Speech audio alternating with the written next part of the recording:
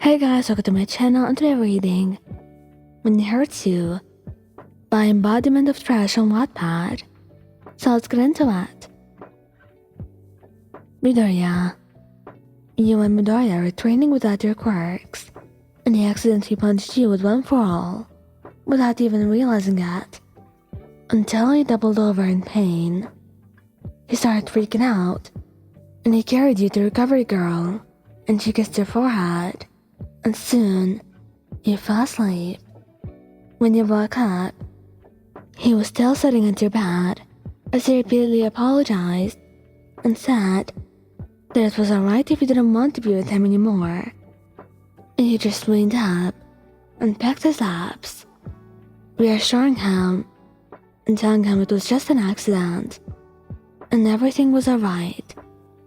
He just held you close to him, kissing your hair and mumbling a final apology. Todoroki came over to your house because his father made him really mad and upset. You had tried to calm him down, but he kept yelling at you and screaming, and you were already shaking and in tears. You reached out to touch his arm when you thought he was alright, but he whipped around, grabbing you with his left hand and burning your breast. As you screamed out in pain, Todoroki realized what he was doing. Stopping immediately, he used his other hand to numb the pain from the burn, and he continuously apologized, calling himself a monster and a terrible person, as he brought you to the bathroom and bandaged your wrist. "It's alright, Shouto. I'm fine," you said in a soft voice, kissing him on the head.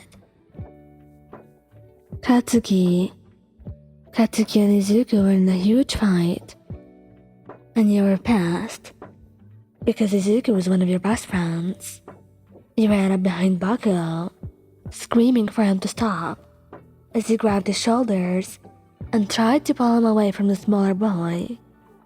However, Bakugou put his hand on the side of your stomach and gave off a small explosion, shoving you away from him. You clutched your side as blood was running down your skin and shirt. You ran up between them and shielded Izuku. "What the hell is wrong with you?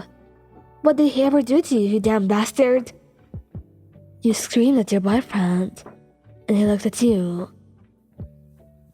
and all the anger in his eyes quickly turned to regret as he finally saw what he did to you. As you were helping Izuku up, Bakugou took a small step forward. You cut him off by glaring at him and showing him his biggest fear. Fear filled his eyes as he stepped back, and just like that, it was gone, and so were you. Kirishima. You were sitting in his dorm, and he was on top of you, being the adoring, cute boyfriend that he usually was. And sometimes mistakes were bound to happen, even if he tried his best to be careful with you, and sometimes even treated you as glass. No matter how gentle he would be, he was still bound to make some mistakes. He was kissing you and nibbling at your neck, but he then bit you hard enough, and his shark-like sharp teeth dug right into your skin and your neck.